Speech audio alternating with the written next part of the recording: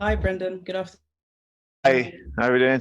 Yeah, I'm very well. Good to see you. Any updates, firstly, on injuries or illness ahead of the game? No, we've got the same squad available. So, like James, Madison, Ayo, Perez still not available. So they continue out. So it's the same squad. It obviously can be very, in terms of James Maddison, can be very frustrating when a player's not able to play, particularly when they're in such good form. Have you had to give him any advice about dealing with a period out, particularly with a major tournament as well on the horizon? Yeah. It's obviously a very frustrating time. He was in great form. He's he's a real catalyst for our team, and his consistency.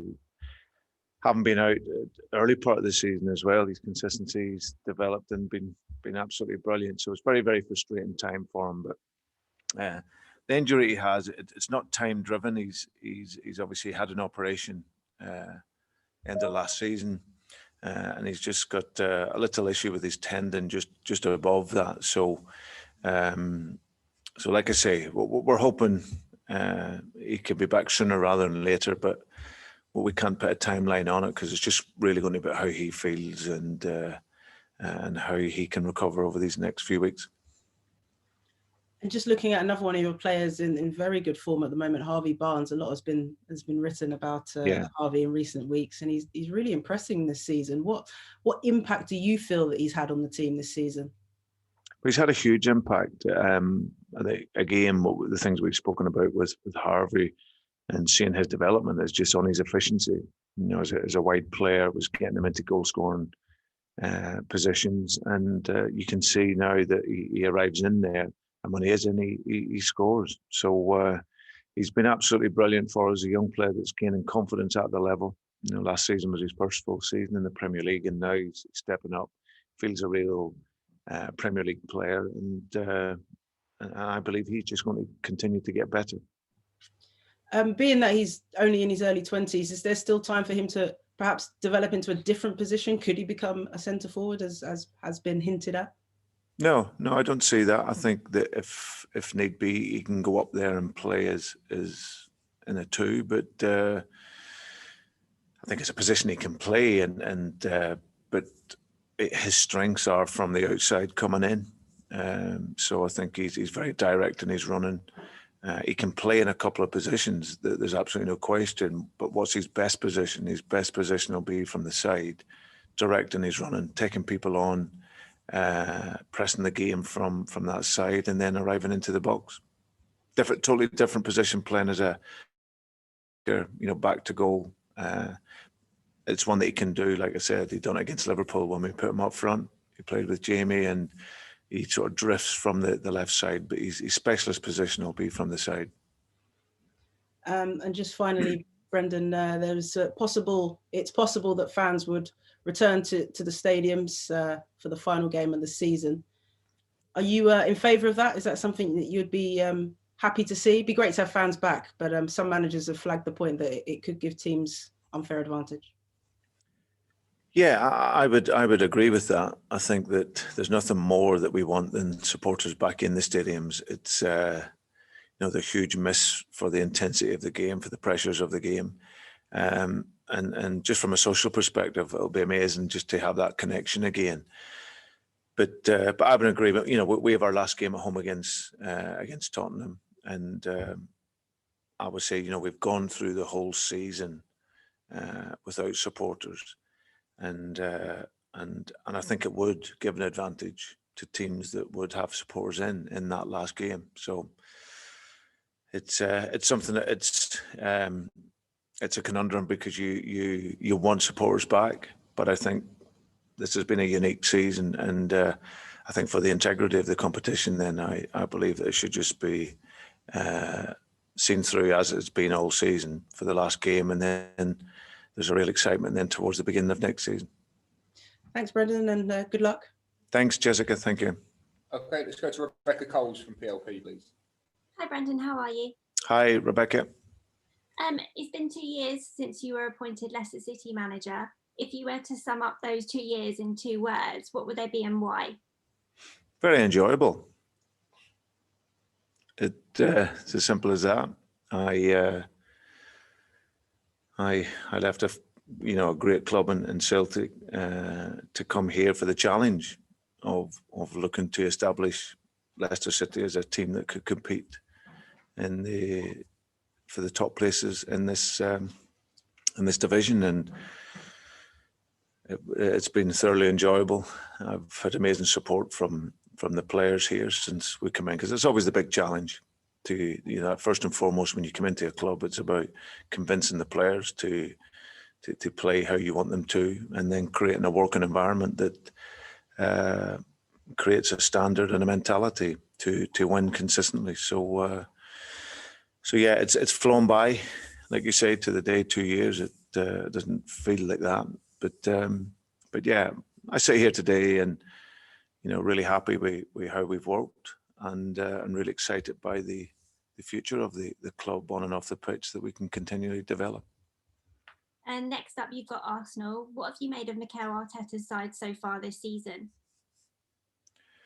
Yeah, I think they've, like a lot of teams, they've had really good moments, and then you go through a period of inconsistency, and sometimes that aligns with availability of players. But what I know is that I think he's done very, very well.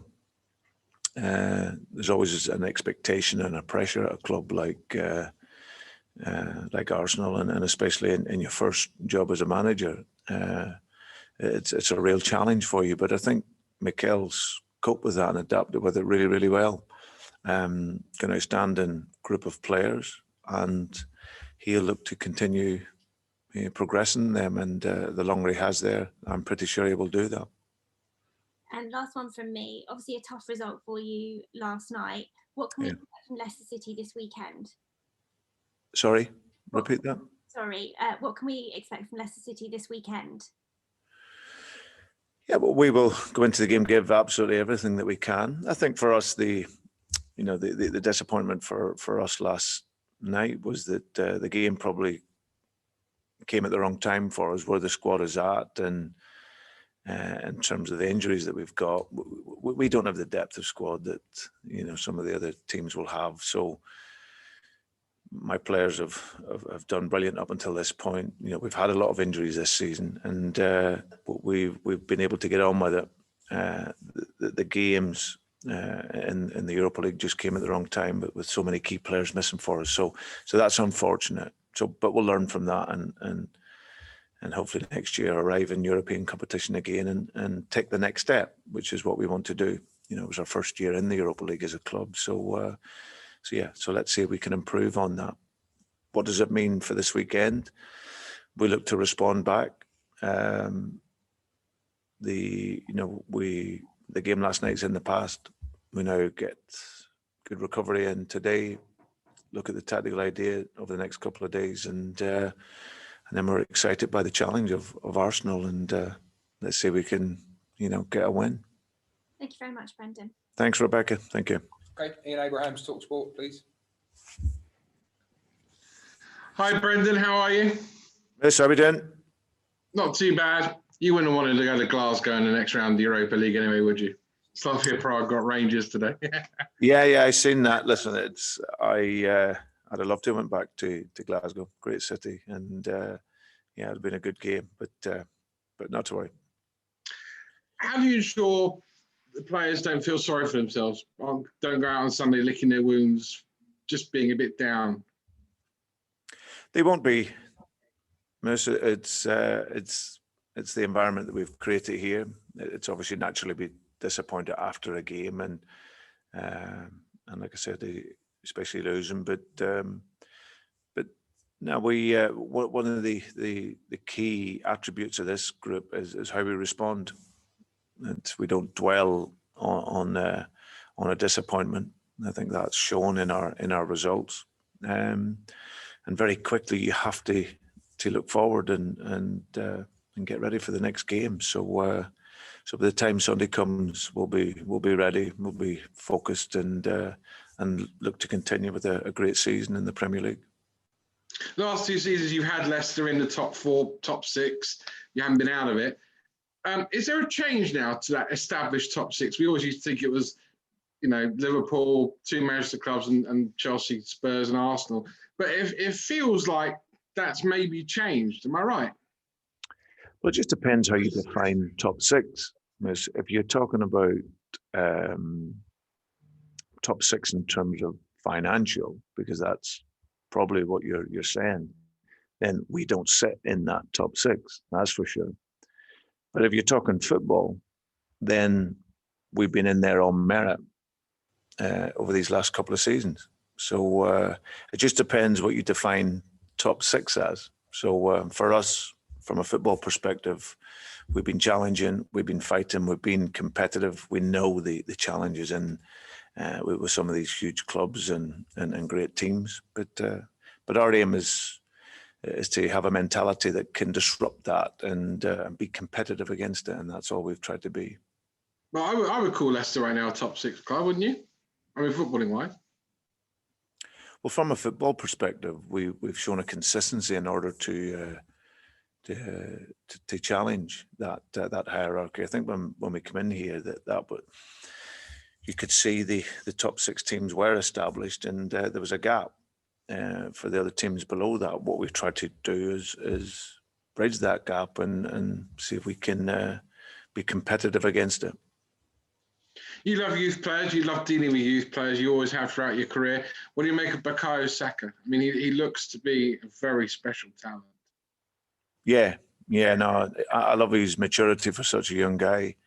He on the field, he looks a really, really bright football player. And if you're talking about your ideal footballer being mentally tough and having the intelligence to play out of different positions and different systems, he's all of that. His intelligence, I've seen him play as a left back, a left wing back, centre midfield, wide on the right, as a 10. He's just a super football player who can adapt to whatever position he plays. So now he's got a massive future ahead of him. I've been really impressed by him and his game. My last question is a very unfair one, but I know you well, so I hope you don't mind it. And I know you want both. But with one avenue for silverware closed now after last night, if I offered you right here and now the FA Cup, so you win a cup, or top 4, what would it be? Both. You got to choose one. You can't have both. No, I'm greedy. I'm greedy. Good luck on Sunday. Thanks, miss. Thank you. Thank you very much. I can see a couple of the daily got your hands up. We will come to you after the broadcast section. Ian Stringer for BBC Radio Leicester, please. Hi, Brendan. Hi, Ian. Hi. Sorry to go back to the injury situation, but it's more for my information, really, kind of just a few injuries that we may not have spoken to you about in recent weeks. Wesley Fofana, I just wonder how he's doing. I think it was a knee problem with him, wasn't it? And how close to being back he is. Yeah, no, he had a hamstring strain in, so he's recovering really well. He's been out on the field over these last couple of days and should rejoin the training group next week. So that's great news for us. And Dennis Pratt, also a hamstring, wasn't it? But that, well, I say that, I think it was a ligament in the hamstring or something like that. How's he? Yeah, progressing very well. So we're hoping will, I said he's quite a way down the road in terms of his rehabilitation. So we're hoping at sometime early March he'll be able to rejoin the group. Probably at the moment looking around the sort of week beginning the 8th of March as a sort of timeline on him. But he's working really well. That's really good news for those two players, Brendan. Iosi Perez, are your time scales? Again, sorry to push you on them, but I'm kind of losing track. Apologies. Yeah, no, he's again seeing how he is over the next few days. He's obviously had that strain, which, like I said, isn't. There's no real timeline on it with Io. We're just again waiting to see how he feels and how he reacts. So we're hoping maybe at some period next week he can get out there and join the squad. They're going to be timely, Brendan, because it sounds like they're kind of being staggered pretty close to successive weeks. It could be, training one week, you've got another one back and another one back. I know that doesn't stop the treatment room getting busy with somebody else going in there, but that could be a boost. Yeah, it'd be a huge boost. Over the course of the next week or so, Ian, I think we'll probably more or less be going with the same squad that we have. Because even though those boys coming back, they'll not be ready to come into a game situation. They'll be just rejoining the training squad. But like I said earlier, it's one of those ones where a little bit of frustration, because a few weeks ago the squad was pretty strong. Now, obviously adding to the injuries that we've had, but maybe over the next couple of weeks we're starting to get them back again, and then we can, as I said, have a good lot of them back in and available, which is what we would want. The games are ticking down. Are we likely to see Wes Morgan this season, do you think? I'm pretty sure we'll see him at some point. He's an ongoing issue with his back, Ian, that he's managed and coped with over the last number of years. So, he's with with our medical team rehabilitating and very, very well, doing very well. So maybe again in the next couple of weeks could be rejoining the squad to train outside. It was wonderful last night. If there was anything nice to see last night with respect to see Sydney Tavares come onto the pitch, Brendan, actually a young player that we've seen a little bit in pre-season friendlies. He looks a real talent, a very, very skillful player. How significant was it that we saw him last night in that level of game, and how does the future look for that young man? Well, I think you can see, hopefully, in my time here, it's one of the key fundamental principles for me in terms of the overall vision of what we want to do as a club, is to give as many opportunities to young players from our academy. I think that always has to be the first look, and we have some talented boys. We've seen some of them play. Sydney's another one to get that opportunity. He has great qualities. He's 6'2", got a wonderful view of the game, covers the ground well, can see a pass, nice touch. He needs to get stronger, needs to have a greater physicality to compete, but he has potential, and I always like to give young players the opportunity. So he came on, and in that 14, 15 minutes, he showed he had confidence, but he has to continue working very, very hard in order to to be in this squad. But he has big potential for me. So it was good to see him out on the field playing. An excited player. Looking forward to hopefully seeing him in the coming seasons. Finally, from me, Brendan, you beat Arsenal earlier on this season at Jamie Vardy goal, wasn't it?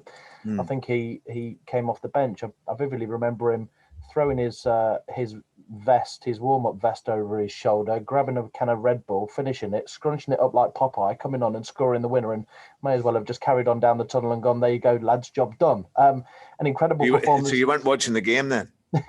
Unfortunately, or fortunately for me, Brendan, I was very, very close. And at times when commentating and it's not going well, that can have its pitfalls. But on that occasion, I think Vard's very much enjoyed us screaming that one home for you. But has his service been starved a little lately? Is he getting the sort of service, the sort of deliveries that day by Genghis Under he got and that we've become accustomed to?